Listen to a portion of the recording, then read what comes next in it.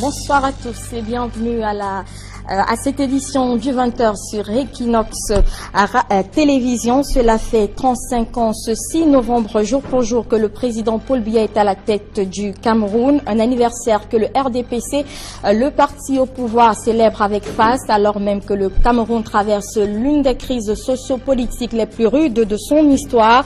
Alors comment un homme a-t-il pu tenir à la tête du Cameroun pendant plus de 35 ans? Des Camerounais évoquent la personnalité du chef de l'État, sa maîtrise de son entourage, mais également sa psychologie.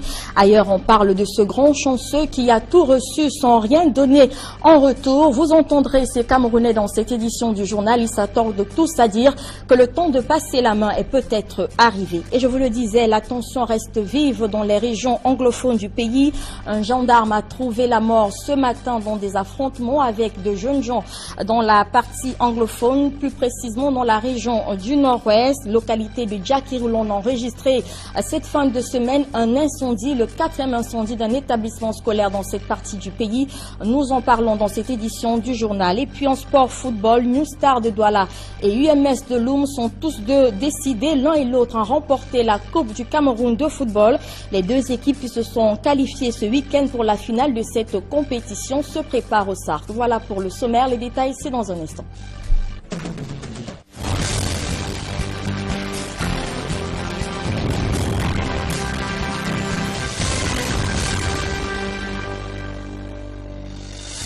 Une fois encore, bonsoir mesdames, messieurs, bienvenue à cette édition du 20h. Je vous le disais, il ne se passe plus 2 jours dans les régions anglophones du pays sans qu'un établissement scolaire ne soit ravagé par les flammes dans la région du Nord-Ouest. 4 établissements ont vu plusieurs de leurs bâtiments partis en fumée en une semaine seulement.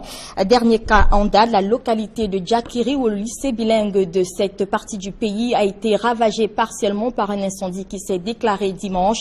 Le mode opératoire est le même. Des individus non identifiés arrivent dans un établissement et ils y mettent le feu. Des précisions avec Gladys Sidji. Le bloc administratif, la librairie du lycée bilingue de Djakiri ont été complètement ravagés par les flammes. Les 2 vigiles en faction rapportent que des individus armés ont fait irruption dans l'enceinte de l'établissement samedi aux environs de 20h30. Pris de panique, ils se sont enfuis. Les individus non identifiés ont mis le feu au bâtiment administratif et à la librairie. Tout a été réduit en cendres. Mon voisin m'a appelé en disant que le lycée de Djakiri était en flammes. J'ai donc décidé d'aller voir ce qui se passait. Je me suis rendu compte que le feu avait tout envahi. Nos tentatives pour éteindre le feu ont été vaines.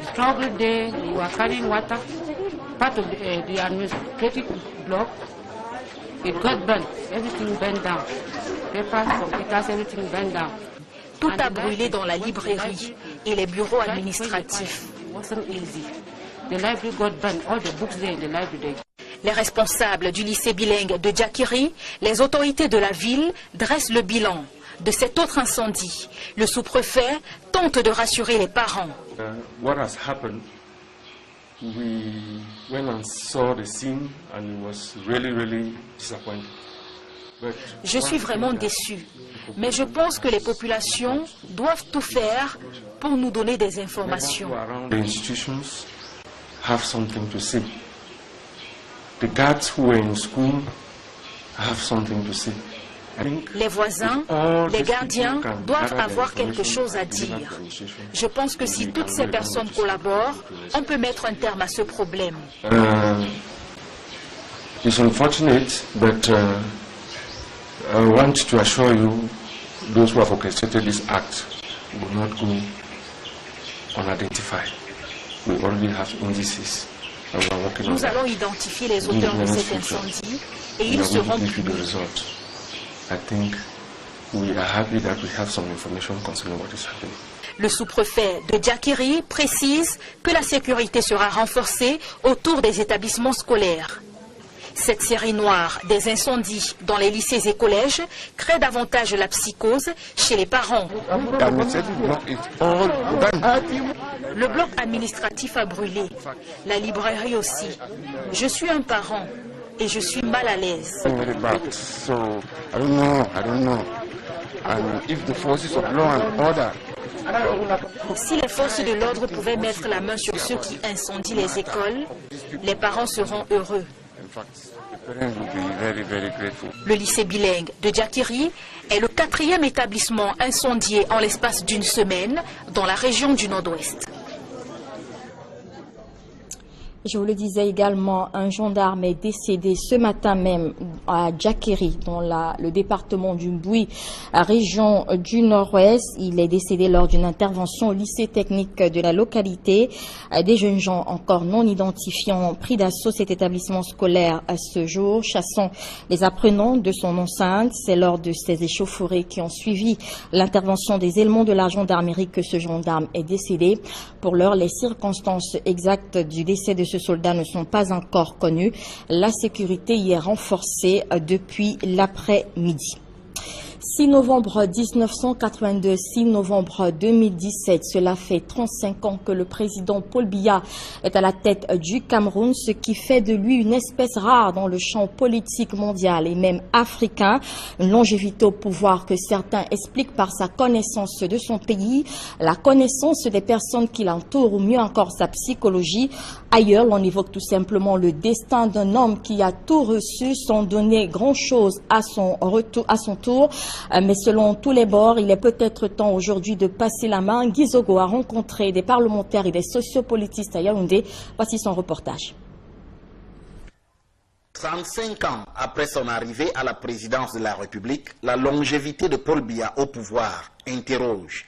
À ce sujet, l'historien politique Joseph Oonan Chama convoque d'abord une combinaison de ressources que Paul Biya a su capitaliser au fil du temps. Il y a sa connaissance du pays, il y a une connaissance des grands dossiers, il y a une connaissance des hommes, beaucoup de responsables des partis d'opposition sont des anciens membres de son propre parti. Donc il connaît en fait tout le monde et tout ce qui peut de manière conjoncturelle ou structurelle essayer de perturber la marche de ce pays. Des atouts que corrobore également le député UPC à l'Assemblée nationale, Robert Bapolipot. Le président Paul Biya maîtrise la psychologie politique de notre pays et ce qui peut même nous amener à dire que l'avenir du Cameroun, que ce soit dans une perspective positive ou négative, dépend entièrement du chef de l'État. En outre, pour l'historien politique, cette longévité de Paul Biya s'explique aussi par un agenda politique personnel qui consiste à durer aux affaires. Le président Paul Biya, c'est peut-être ce qu'il faut retenir très fortement.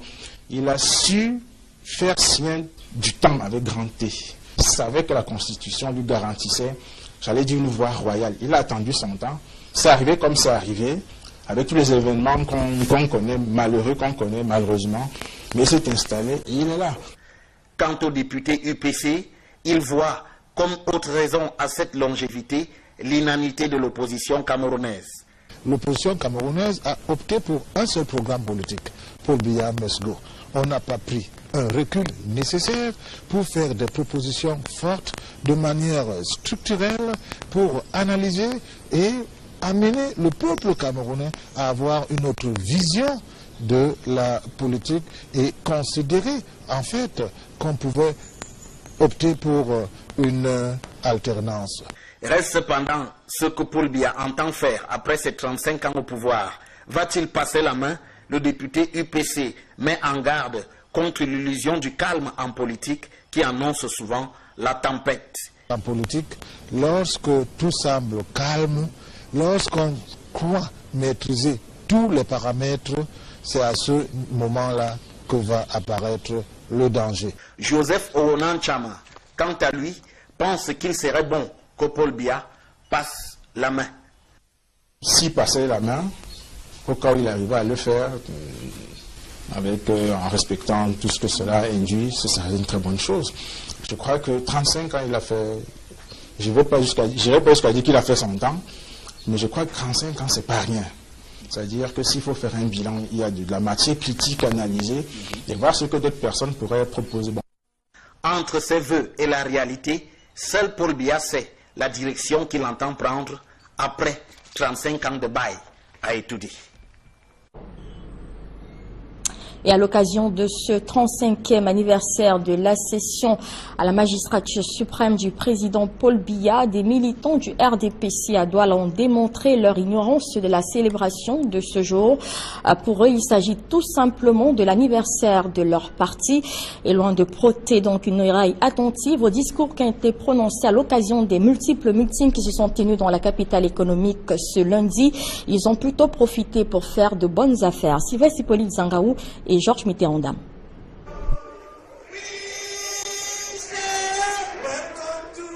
Sous-préfet de Douala 2e, Didier Bidja, qui a autorisé le meeting du RDPC dans cet arrondissement, est assis à la tribune, au milieu des militants du parti de la Flamme.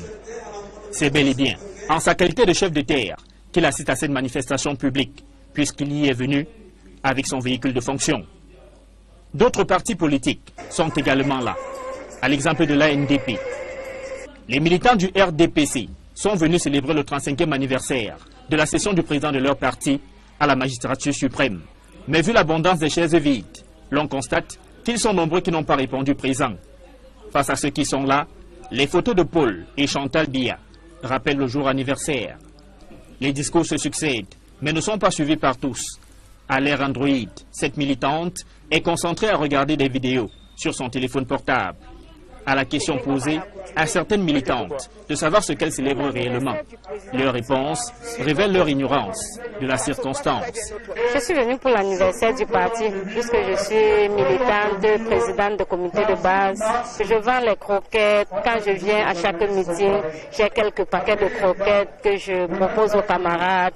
Ce n'est donc pas la célébration du 35e anniversaire de la session à la magistrature suprême de Paul Biya pour cette dernière, mais la fête du RDPC. Pour d'autres, la présence est importante pour que le nom soit connu des décideurs qui se trouvent à Yaoundé. Mon nom est à Yaoundé depuis l'an 2000. L'année 2000. Mon nom est à Yaoundé. Tamara Thérèse, mon conjoint. Qui est toujours au pouvoir. Ceux qui ne sont pas derrière toi, ça les regarde. Nous sommes derrière toi. Au-delà des discours qui célèbrent leur champion, voilà donc comment certaines militantes ont vécu ce 6 novembre à Douala 2e.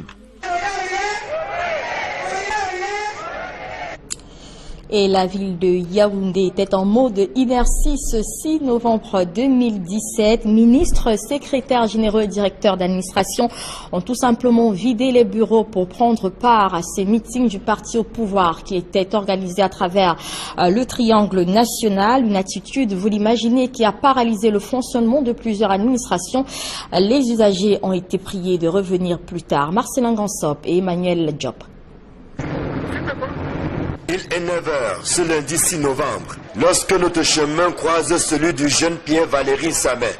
Il sort à peine du ministère des Finances, les nerfs à fleur de peau. Et pour cause, c'est pourquoi il a effectué le déplacement à tourner court. Du moins, je suis venu consulter à l'évolution d'un de mes dossiers ici aux finances. Ouais. Comment ça s'est passé? Du moins, c'est la personne chez qui je voulais aller, je ne l'ai pas trouvé sur place. Qu'est-ce qu'on vous a dit? Bon, on m'a dit qu'il n'est pas venu aujourd'hui. Je peux me dire peut-être qu'il est dans un meeting quelque part ou... Bon, en fait, ça c'est la raison que je me donne. Je ne vais pas dire que c'est normal puisque c'est quand même un frein à l'évolution des choses. C'est pas... Bon, en fait, moi je ne trouve pas ça bien. Bien sûr que c'est un anniversaire, mais un anniversaire ne doit pas porter entrave à l'évolution du travail et à la continuité du service.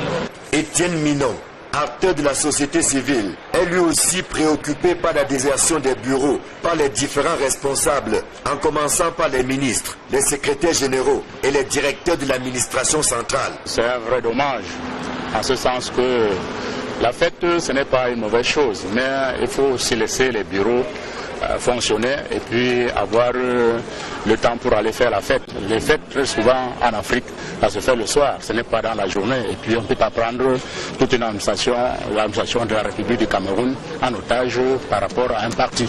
Comme tous les 6 novembre, Yaoundé s'est vidé de l'essentiel des membres du gouvernement et autres cadres de l'administration publique. Occupés qu'ils étaient par les meetings organisés ça et là pour marquer les 35 ans de la session de Paul Biya à la magistrature suprême. Une pilule très amère pour les usagers qui ne demandaient qu'à suivre leur dossier et à être bien servis. Le président de la République lui-même déplore ce genre de situation. Il y a l'inertie.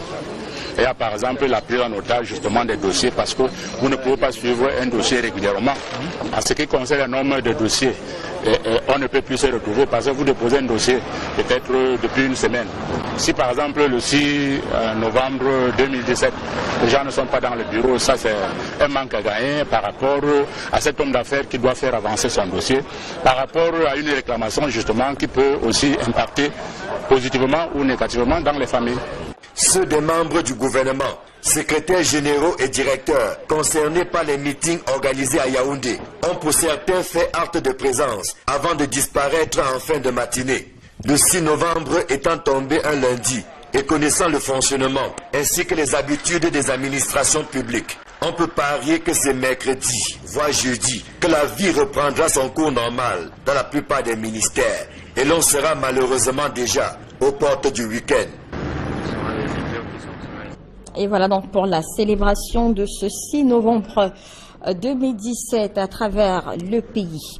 Le Parlement pressera-t-il des mesures fortes pour désamorcer enfin la tension de plus en plus vive dans les régions anglophones du pays? En tout cas, l'Assemblée nationale est convoquée en session ordinaire le 14 novembre prochain. C'est un arrêté du président de l'Assemblée nationale qui l'annonce. Une session ordinaire qui est principalement consacrée à l'examen et à l'adoption du budget de l'année 2018, comme le veulent les usages. Mais l'on s'en souvient, les parlementaires du Social-Démocratique Front, premier parti de l'opposition au Cameroun, n'avaient pas caché leur intention de peser de tout leur poids pour aboutir donc pendant ces assises à la mise en place d'une commission d'enquête parlementaire relative aux événements du 22 septembre et 1er octobre dernier dans la partie anglophone du Cameroun. Comment réussir à dissocier les ambiances des campus et celles des snack-bars? C'est donc le pari que doivent relever plusieurs étudiants au Cameroun. En effet, les snack-bars et campus universitaires se côtoient de très près dans la ville de Douala, par exemple. Un phénomène, vous l'imaginez, qui impacte à coup sûr sur les études de ces jeunes étudiants. Alors, comment certains font-ils pour s'en sortir? Nos reporters Flavien Ndongo et Farel Bounia sont donc allés faire un tour dans cette rue de la Joie à côté d'une cité universitaire. Voici leur reportage. Au cœur de la nuit, dans les alentours de l'université de Douala, nous sommes au lieu-dit Ange Raphaël. C'est l'un des points chauds de la capitale économique du Cameroun. L'ambiance se conjugue au pluriel ici.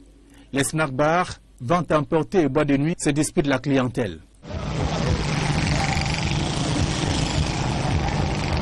Le phénomène qui dure des lustres se déroule de nuit comme de jour dans cet espace qualifié de rue de la Joie.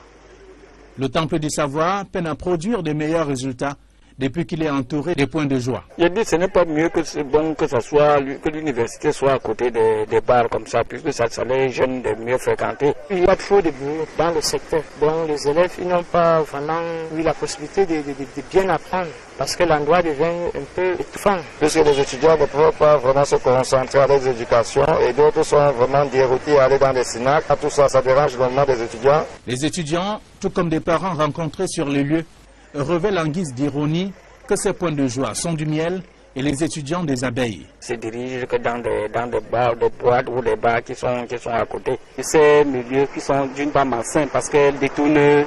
C'est une dépravation des mœurs. La prolifération des snack-bars, ventes emportées et bois de nuit qui entourent le campus universitaire de Douala a un impact sur la vie des étudiants. D'aucuns estiment que la délocalisation de l'institution universitaire de cet endroit désormais bruyant pour un lieu serein est nécessaire. À mon avis, c'était plus mieux qu'on puisse déplacer l'université envoyer hors de là où il y a l'ambiance comme ça, que ce soit même vers Yassa ou même vers PK14, comme ça dans des endroits un peu éloignés. C'est donc là un autre défi qui interpelle les décideurs, surtout si l'on voudrait avoir des produits de qualité sortis de nos universités. C'est un exercice qui est censé être simple au quotidien, mais à Douala, traverser une route s'avère bien plus compliqué. Les piétons font face à cette difficulté au quotidien et les plus affectés, ce sont ces jeunes élèves dont les établissements scolaires sont situés près de la route. Il faut noter que l'absence de panneaux de signalisation de passage clouté en rajoute à l'incivisme des automobilistes. C'est le constat que font Mirabel Mazo et Eric Huerta dans ce reportage. En période scolaire, les apprenants vivent chaque jour leur plus dure épreuve. Comment traverser la route afin de se rendre à l'école? La problématique reste et demeure. Les établissements proches de la route comme le lycée de Niala et bien d'autres caressent cette difficulté tous les matins. C'est non seulement une véritable course contre l'embouteillage, mais aussi le non-respect du code de la route par les conducteurs. Nous avons mené cette étude qu'on a vu que beaucoup des établissements situés à côté de la route, dans les villes au Cameroun, qu'à Douala où nous sommes, sont vraiment exposés. Par exemple, ici au lycée de Niala où nous sommes ce matin, vous voyez que ça c'est un axe principal qui entre en ville et qui ressort. Et il y a le bus interurbain qui circule là, à haute vitesse.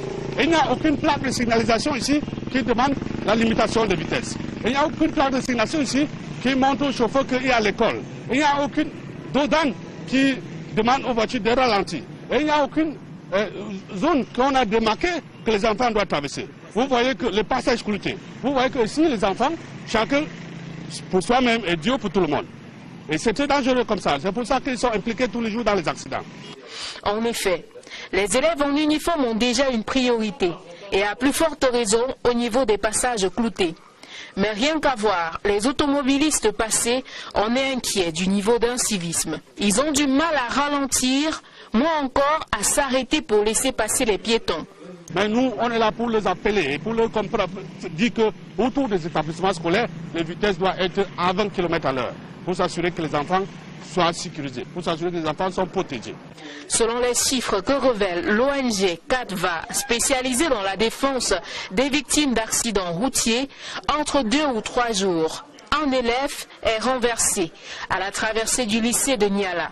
Ce lycée n'est pas un cas isolé face à la dangerosité que représente la traversée de la route au Cameroun.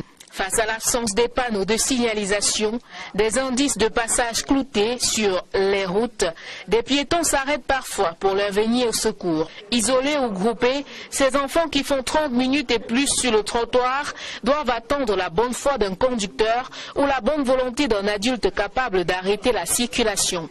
Les enfants qui jouent aux habitués tentent de traverser dangereusement. C'est ainsi que plein d'enfants frôlent le pire au quotidien, soit en se rendant à l'école, soit en la quittant. Le torchon brûle à nouveau entre des employeurs et des syndicats au Cameroun. Cette fois, le vif désaccord met en scène des acteurs du secteur de la chaudronnerie. Le syndicat national des travailleurs de la chaudronnerie, tuyauterie, maintenance industrielle du Cameroun reproche à des employés de ne pas respecter les quotas dans les recrutements en matière de recrutement par les textes qui régissent ce secteur d'activité. Cette tension dans le secteur de la chaudronnerie impact sur plusieurs projets. Vous allez le voir dans cette grande enquête signée Steph Eboulé, Kedjaha et François Dikoumé. Le secteur de la chaudronnerie au Cameroun est en proie à quantité de difficultés. Pour les techniciens qui évoluent dans le secteur, c'est l'un des métiers les plus imposants qui soit et paradoxalement le plus négligé par les autorités au Cameroun. Le chaudronnier au Cameroun est mal utilisé. Celui qu'on vous présente comme chaudronnier n'est pas souvent le chaudronnier. Quand vous partez regarder, c'est quelqu'un qui porte le badge de chaudronnier mais qui n'est pas chaudronnier à la base. Et lorsque le vrai chaudronnier demande des conditions de travail, on ne veut pas. Lors d'une récente sortie, les techniciens de ce secteur, réunis en syndicat, ont servi une série de préavis à plusieurs multinationales et entreprises nationales, parmi lesquelles Fermancam est l'une des plus connues, Guinness Cameroun. Structure qu'ils somment de se conformer aux règles en application dans le pays. Ils s'appuient sur une circulaire du Premier ministre datant de 2012 portant réglementation dans le secteur de l'emploi et fixant les quotas en matière de recrutement du personnel national et étranger. Pour le personnel d'encadrement, nous avons 50%. Pour le personnel agent de maîtrise, nous avons 65%. Pour le personnel d'exécution, nous avons 85%. Qui doivent être appliqués dans tous les chantiers. Des chiffres qui, selon eux, ne sont pas respectés sur le terrain. Les lois sont là, les décrets sont signés, mais ne sont pas mis en application. Parce que ceux qui sont chargés de le faire ne respectent pas. Lorsque l'ouvrier part même se plaindre au niveau de l'inspection du travail, ils font semblant de convoquer l'entreprise, 2 jours après, il n'y a pas de suivi.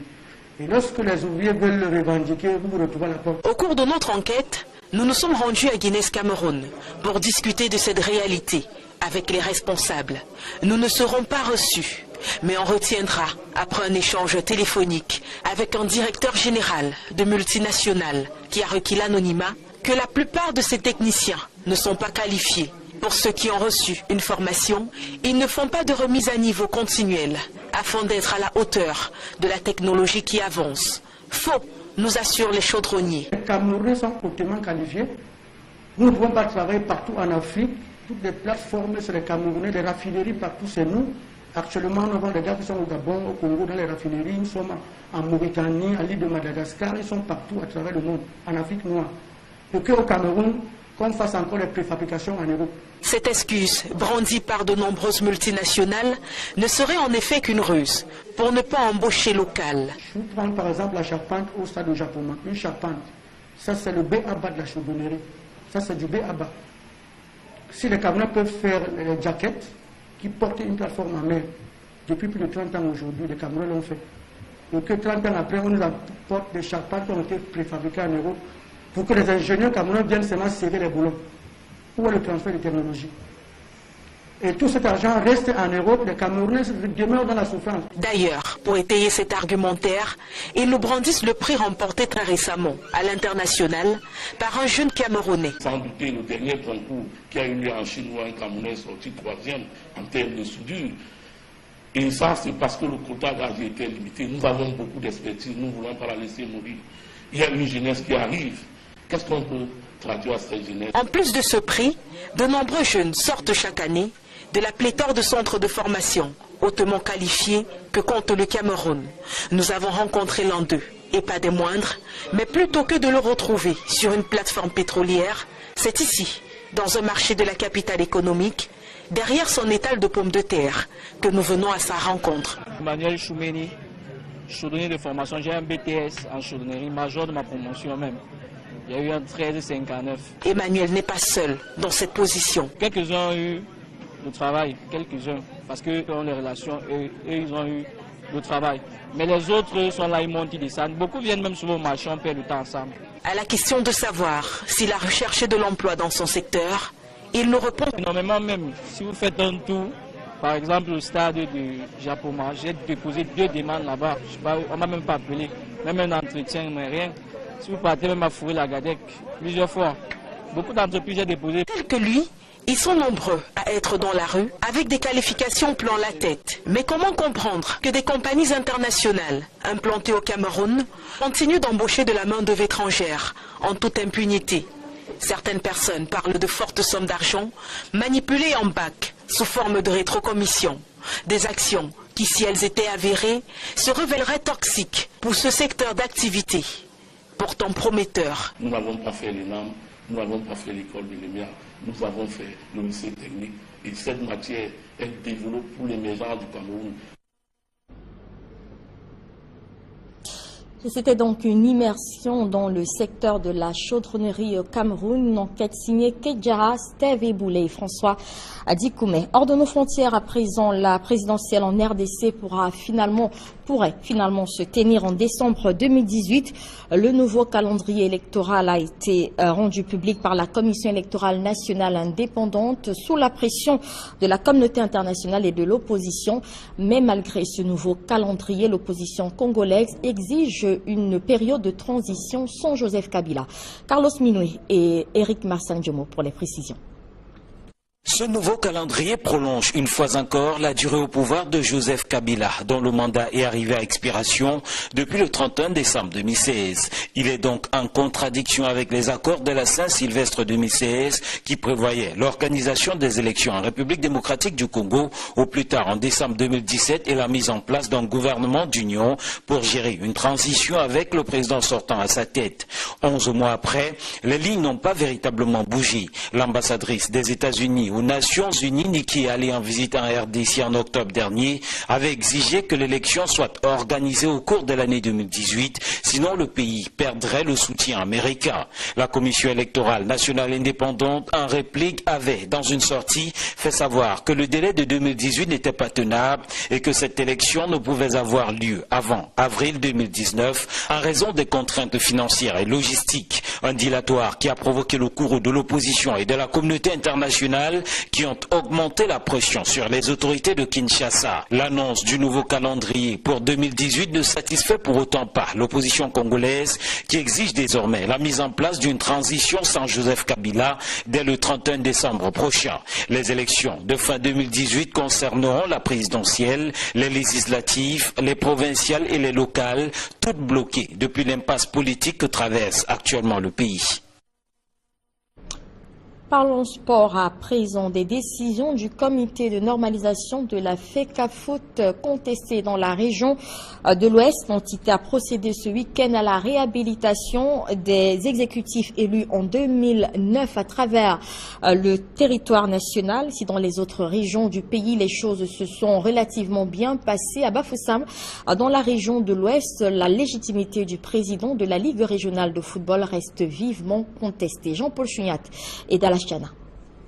Dans la mouvance de la normalisation du football camerounais, l'exécutif de 2009 est désormais réhabilité à la tête de la Ligue régionale du football de l'Ouest. Aux commandes, le capitaine Joseph Fetieu. Je viens de prendre fonction. J'ai rétabli l'ordre déjà où on a mis le désordre. Bon, c'est pas parce que je vais faire une baguette magique. Là où je suis, il y a la bénédiction. Voilà, il faut savoir ça.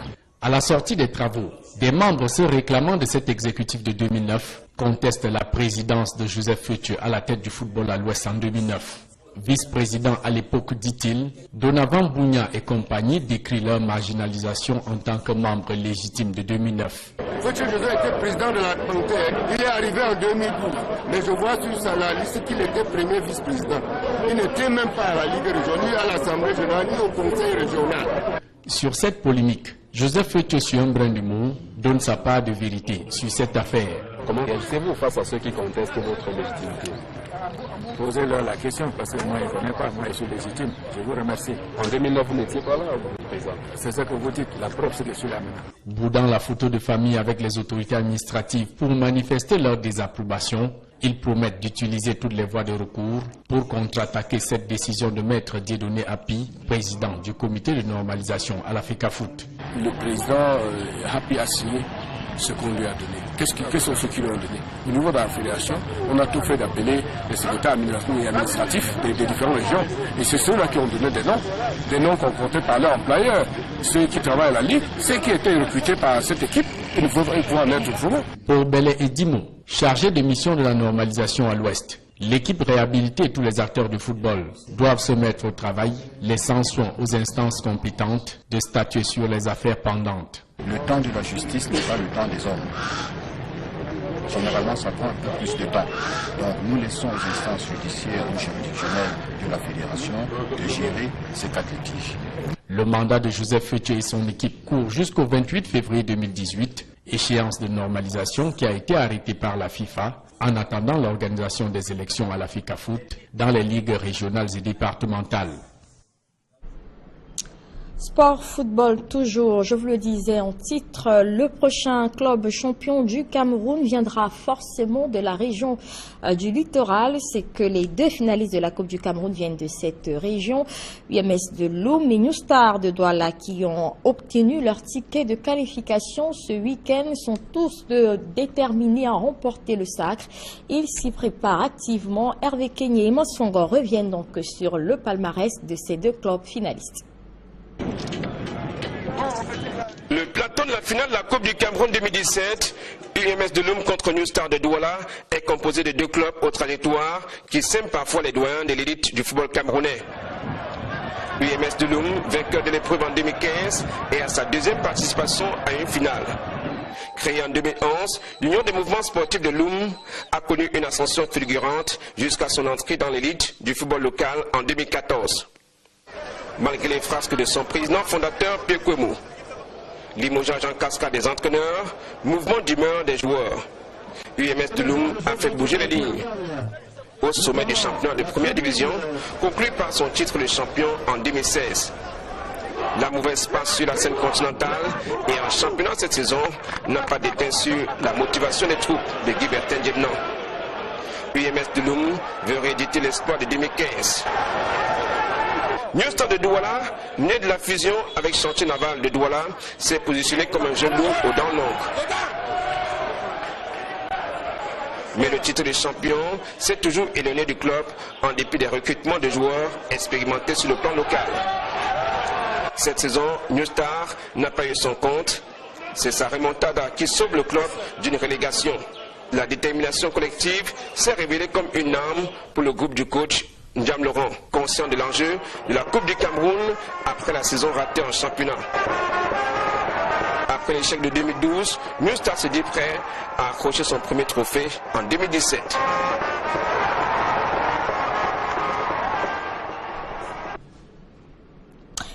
Et c'est la fin de cette édition du journal. Merci de nous avoir suivis. À suivre juste après cette édition 100% foot avec Étienne Pascal Azigué. À suivre entre autres invités sur son plateau, donc le capitaine du New Star, finaliste de la Coupe du Cameroun. Bonne soirée. Effectuer le déplacement à tourner court.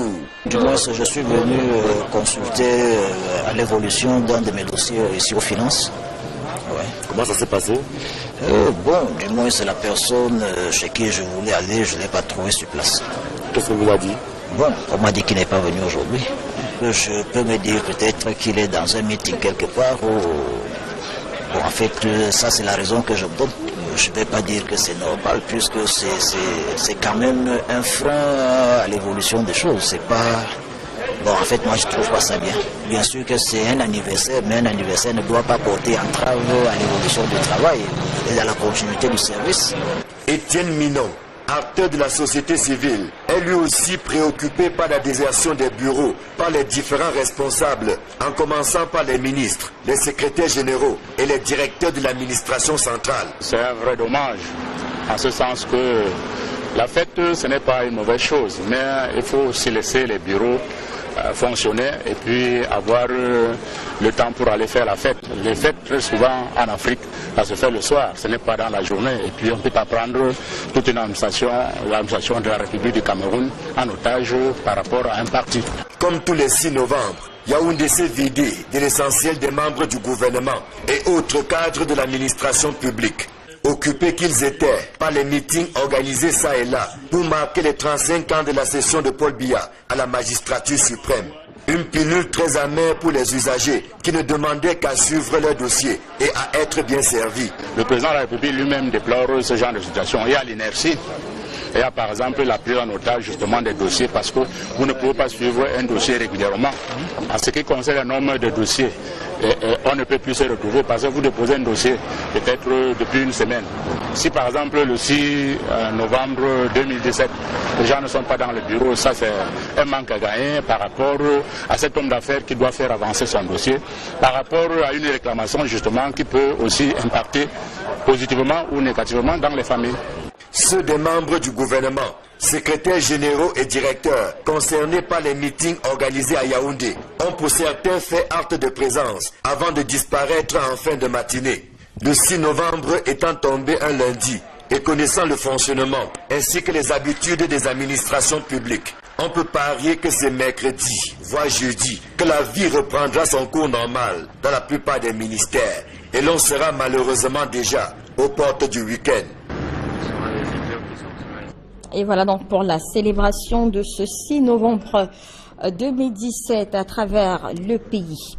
Le Parlement pressera-t-il des mesures fortes pour désamorcer enfin la tension de plus en plus vive dans les régions anglophones du pays? En tout cas, l'Assemblée nationale est convoquée en session ordinaire le 14 novembre prochain. C'est un arrêté du président de l'Assemblée nationale qui l'annonce. Une session ordinaire qui est principalement consacrée à l'examen et à l'adoption du budget de l'année 2018, comme le veulent les usages, mais l'on s'en souvient, les parlementaires du Social-Démocratique Front, premier parti de l'opposition au Cameroun, n'avaient pas caché leur intention de peser de tout leur poids pour aboutir donc pendant ces assises à la mise en place d'une commission d'enquête parlementaire relative aux événements du 22 septembre et 1er octobre dernier dans la partie anglophone du Cameroun. Comment réussir à dissocier les ambiances des campus et celles des snack-bars? C'est donc le pari que doivent relever plusieurs étudiants au Cameroun. En effet, les snack-bars et campus universitaires se côtoient de très près dans la ville de Douala, par exemple. Un phénomène, vous l'imaginez, qui impacte à coup sûr sur les études de ces jeunes étudiants. Alors, comment certains font-ils pour s'en sortir? Nos reporters Flavien Ndongo et Farel Bounia sont donc allés faire un tour dans cette rue de la Joie à côté d'une cité universitaire. Voici leur reportage. Au cœur de la nuit, dans les alentours de l'université de Douala, nous sommes au lieu-dit Ange Raphaël. C'est l'un des points chauds de la capitale économique du Cameroun. Nous allons identifier les auteurs de cet incendie et ils seront punis. Le sous-préfet de Djakiri précise que la sécurité sera renforcée autour des établissements scolaires. Cette série noire des incendies dans les lycées et collèges crée davantage la psychose chez les parents. Le bloc administratif a brûlé, la librairie aussi. Je suis un parent et je suis mal à l'aise.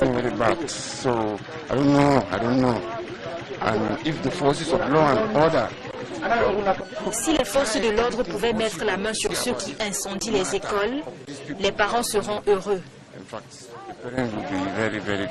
Le lycée bilingue de Djakiri est le 4e établissement incendié en l'espace d'une semaine dans la région du Nord-Ouest.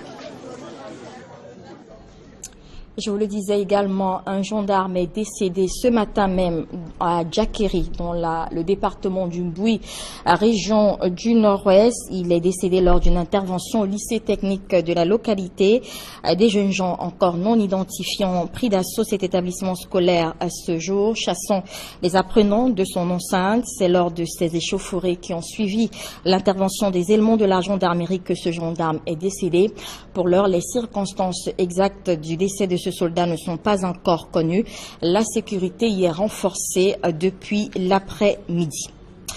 6 novembre 1982, 6 novembre 2017, cela fait 35 ans que le président Paul Biya est à la tête du Cameroun, ce qui fait de lui une espèce rare dans le champ politique mondial et même africain. Une longévité au pouvoir que certains expliquent par sa connaissance de son pays, la connaissance des personnes qui l'entourent ou mieux encore sa psychologie. Ailleurs, l'on évoque tout simplement le destin d'un homme qui a tout reçu sans donner grand-chose à son tour. Mais selon tous les bords, il est peut-être temps aujourd'hui de passer la main. Guy Zogo a rencontré des parlementaires et des sociopolitistes à Yaoundé. Voici son reportage. 35 ans après son arrivée à la présidence de la République, la longévité de Paul Biya au pouvoir interroge. À ce sujet, l'historien politique Joseph Owonan Chama convoque d'abord une combinaison de ressources que Paul Biya a su capitaliser au fil du temps. Il y a sa connaissance du pays, il y a une connaissance des grands dossiers, il y a une connaissance des hommes, beaucoup de responsables des partis d'opposition sont des anciens membres de son propre parti. Donc il connaît en fait tout le monde et tout ce qui peut de manière conjoncturelle ou structurelle essayer de perturber la marche de ce pays. Des atouts que corrobore également le député UPC à l'Assemblée nationale, Robert Bapolipot. Le président Paul Biya maîtrise la psychologie politique de notre pays et ce qui peut même nous amener à dire que l'avenir du Cameroun, que ce soit dans une perspective positive ou négative, dépend entièrement du chef de l'État. En outre, pour l'historien politique, cette longévité de Paul Biya s'explique aussi par un agenda politique personnel qui consiste à durer aux affaires. Le président Paul Biya, c'est peut-être ce qu'il faut retenir très fortement. Il a su faire sien du temps avec grand T. Il savait que la Constitution lui garantissait, j'allais dire, une voie royale. Il a attendu son temps. C'est arrivé comme c'est arrivé, avec tous les événements qu'on connaît, malheureux qu'on connaît malheureusement. Mais il s'est installé et il est là. Quant au député UPC, il voit comme autre raison à cette longévité l'inanité de l'opposition camerounaise. L'opposition camerounaise a opté pour un seul programme politique, Paul Biya Mesgo. on n'a pas pris un recul nécessaire pour faire des propositions fortes de manière structurelle pour analyser et amener le peuple camerounais à avoir une autre vision de la politique et considérer en fait qu'on pouvait opter pour une alternance. Reste cependant ce que Paul Biya entend faire après ses 35 ans au pouvoir. Va-t-il passer la main? Le député UPC met en garde contre l'illusion du calme en politique qui annonce souvent la tempête. En politique, lorsque tout semble calme, lorsqu'on croit maîtriser tous les paramètres, c'est à ce moment-là que va apparaître le danger. Joseph Oonan Tchama, quant à lui, pense qu'il serait bon que Paul Biya passe la main. S'il passait la main, au cas où il arrivait à le faire, en respectant tout ce que cela induit, ce serait une très bonne chose. Je crois que 35 ans, il a fait, je n'irai pas jusqu'à dire qu'il a fait son temps, mais je crois que 35 ans, c'est pas rien. C'est-à-dire que s'il faut faire un bilan, il y a de la matière critique à analyser et voir ce que d'autres personnes pourraient proposer. Bon. Entre ses vœux et la réalité, seul Paul Biya sait la direction qu'il entend prendre après 35 ans de bail, a été dit. Et à l'occasion de ce 35e anniversaire de l'accession à la magistrature suprême du président Paul Biya, des militants du RDPC à Douala ont démontré leur ignorance de la célébration de ce jour. Pour eux, il s'agit tout simplement de l'anniversaire de leur parti. Et loin de prêter donc une oreille attentive aux discours qui ont été prononcés à l'occasion des multiples meetings qui se sont tenus dans la capitale économique ce lundi, ils ont plutôt profité pour faire de bonnes affaires. Sylvestre Hippolyte Zangaou et Georges Mitterrand.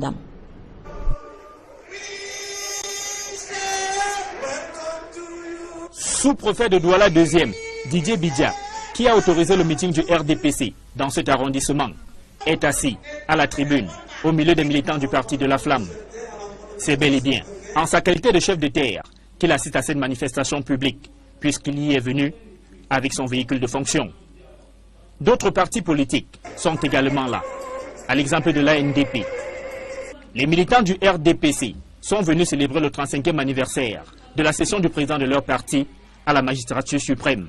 Mais vu l'abondance des chaises vides, l'on constate qu'ils sont nombreux qui n'ont pas répondu présent. Face à ceux qui sont là, les photos de Paul et Chantal Biya rappellent le jour anniversaire. Les discours se succèdent, mais ne sont pas suivis par tous. À l'ère Android, cette militante est concentrée à regarder des vidéos sur son téléphone portable.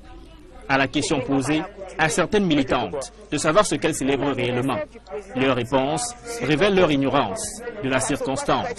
Je suis venue pour l'anniversaire du parti, puisque je suis militante, présidente de comité de base. Je vends les croquettes. Quand je viens à chaque meeting, j'ai quelques paquets de croquettes que je propose aux camarades. Ce n'est donc pas la célébration du 35e anniversaire de la session à la magistrature suprême de Paul Biya pour cette dernière, mais la fête du RDPC. Pour d'autres, la présence est importante pour que le nom soit connu des décideurs qui se trouvent à Yaoundé. Mon nom est à Yaoundé depuis l'an 2000. L'année 2000. Mon nom est à Yaoundé. Tamara Thérèse, mon conjoint. Qui est toujours au pouvoir. Ceux qui ne sont pas derrière toi, ça les regarde. Nous sommes derrière toi. Au-delà des discours qui célèbrent leurs champions, voilà donc comment certaines militantes ont vécu ce 6 novembre à Douala 2e. Et la ville de Yaoundé était en mode inertie ce 6 novembre 2017. Ministres, secrétaires généraux et directeurs d'administration ont tout simplement vidé les bureaux pour prendre part à ces meetings du parti au pouvoir qui étaient organisés à travers le triangle national. Une attitude, vous l'imaginez, qui a paralysé le fonctionnement de plusieurs administrations. Les usagers ont été priés de revenir plus tard. Marcelin Gansop et Emmanuel Diop. Il est 9h ce lundi 6 novembre, lorsque notre chemin croise celui du jeune Pierre-Valéry Samet. Il sort à peine du ministère des Finances, les nerfs à fleur de peau. Et pour cause, ce pourquoi il a... L'ambiance se conjugue au pluriel ici. Les snack bars, ventes à emporter et bois de nuit se disputent la clientèle. Le phénomène qui dure des lustres se déroule de nuit comme de jour. dans cet espace qualifié de rue de la joie. Le Temple du savoir peine à produire de meilleurs résultats depuis qu'il est entouré des points de joie. Je dis ce n'est pas mieux que c'est bon que l'université soit à côté des bars comme ça, puisque ça les jeunes de mieux fréquenter. Il y a trop de boulot dans le secteur. Donc les élèves n'ont pas vraiment eu la possibilité de bien apprendre, parce que l'endroit devient un peu étouffant. Puisque les étudiants ne peuvent pas vraiment se concentrer à leur éducation et d'autres sont vraiment déroutés à aller dans les SINAC. Tout ça, ça dérange vraiment des étudiants. Les étudiants, tout comme des parents rencontrés sur les lieux, révèlent en guise d'ironie que ces points de joie sont du miel et les étudiants des abeilles. Ils se dirigent que dans des bars, des boîtes ou des bars qui sont à côté. Et ces milieux qui sont d'une part malsains parce qu'elles détournent, c'est une dépravation des mœurs. La prolifération des snack-bars, ventes à emporter et boîtes de nuit qui entourent le campus universitaire de Douala a un impact sur la vie des étudiants. D'aucuns estiment que la délocalisation de l'institution universitaire de cet endroit désormais bruyant pour un lieu serein est nécessaire. À mon avis, c'était plus mieux qu'on puisse déplacer l'université, envoyer hors de là où il y a l'ambiance comme ça, que ce soit même vers Yassa ou même vers PK14, comme ça, dans des endroits un peu éloignés. C'est donc là un autre défi qui interpelle les décideurs, surtout si l'on voudrait avoir des produits de qualité sortis de nos universités. C'est un exercice qui est censé être simple au quotidien, mais à Douala, traverser une route s'avère bien plus compliqué. Les piétons font face à cette difficulté au quotidien et les plus affectés, ce sont ces jeunes élèves dont les établissements scolaires sont situés près de la route. Il faut noter que l'absence de panneaux de signalisation, de passage clouté en rajoute à l'incivisme des automobilistes. C'est le constat que font Mirabel Mazo et Eric Huerta dans ce reportage. En période scolaire, les apprenants vivent chaque jour leur plus dure épreuve. Comment traverser la route afin de se rendre à l'école? La problématique reste et demeure. Les établissements proches de la route comme le lycée de Niala et bien d'autres caressent cette difficulté tous les matins. C'est non seulement une véritable course contre l'embouteillage, mais aussi le non-respect du code de la route par les conducteurs. Nous avons mené cette étude qu'on a vu que beaucoup des établissements situés à côté de la route, dans les villes au Cameroun, qu'à Douala où nous sommes, sont vraiment exposés. Par exemple, ici au lycée de Niala où nous sommes ce matin, vous voyez que ça c'est un axe principal qui entre en ville et qui ressort. Et il y a les bus interurbains qui circulent là, à haute vitesse. Et il n'y a aucune plaque de signalisation ici qui demande la limitation de vitesse. Et il n'y a aucune plaque de signalisation ici qui montre au chauffeur qu'il est à l'école. Et il n'y a aucune dodane qui demande aux voitures de ralentir. Et il n'y a aucune zone qu'on a démarquée que les enfants doivent traverser. Vous voyez que les passages cloutés. Vous voyez que ici, les enfants, chacun pour soi-même et Dieu pour tout le monde. Et c'est très dangereux comme ça. C'est pour ça qu'ils sont impliqués tous les jours dans les accidents. En effet, les élèves en uniforme ont déjà une priorité. Et à plus forte raison au niveau des passages cloutés. Mais rien qu'à voir, les automobilistes passés, on est inquiet du niveau d'incivisme. Ils ont du mal à ralentir, moins encore à s'arrêter pour laisser passer les piétons. Mais nous, on est là pour les appeler et pour leur dire qu'autour des établissements scolaires, les vitesses doivent être à 20 km à l'heure pour s'assurer que les enfants soient sécurisés, pour s'assurer que les enfants sont protégés. Selon les chiffres que révèle l'ONG CADVA, spécialisée dans la défense des victimes d'accidents routiers, entre 2 ou 3 jours, un élève est renversé à la traversée du lycée de Niala. Ce lycée n'est pas un cas isolé face à la dangerosité que représente la traversée de la route au Cameroun. Face à l'absence des panneaux de signalisation, des indices de passage cloutés sur les routes, des piétons s'arrêtent parfois pour leur venir au secours. Isolés ou groupés, ces enfants qui font 30 minutes...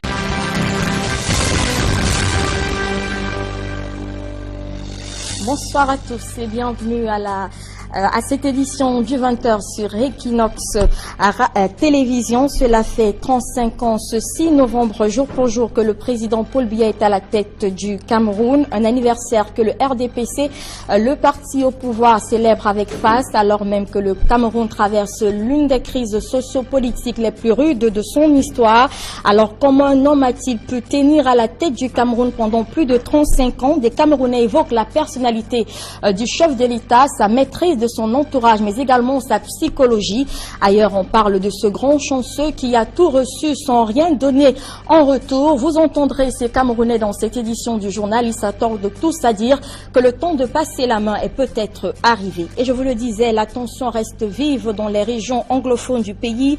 Un gendarme a trouvé la mort ce matin dans des affrontements avec de jeunes gens dans la partie anglophone, plus précisément dans la région du Nord-Ouest, localité de Djakiri, où l'on a enregistré cette fin de semaine un incendie, le 4e incendie d'un établissement scolaire dans cette partie du pays.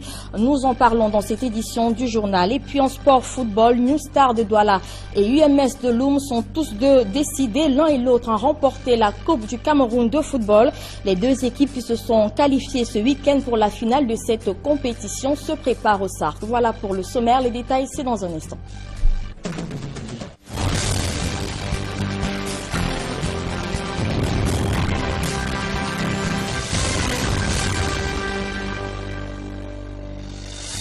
Une fois encore, bonsoir mesdames, messieurs, bienvenue à cette édition du 20h. Je vous le disais, il ne se passe plus 2 jours dans les régions anglophones du pays sans qu'un établissement scolaire ne soit ravagé par les flammes dans la région du Nord-Ouest. 4 établissements ont vu plusieurs de leurs bâtiments partis en fumée en une semaine seulement.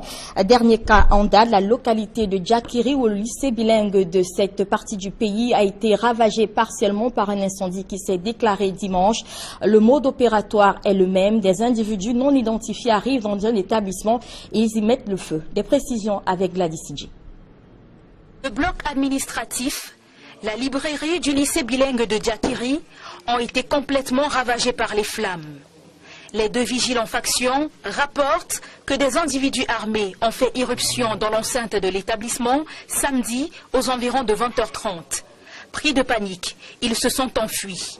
Les individus non identifiés ont mis le feu au bâtiment administratif et à la librairie. Tout a été réduit en cendres.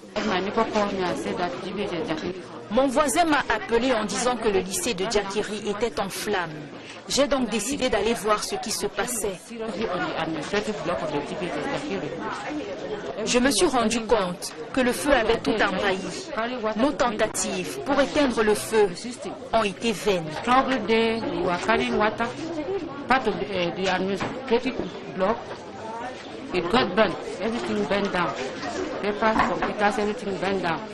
Tout a brûlé dans la librairie et les bureaux administratifs.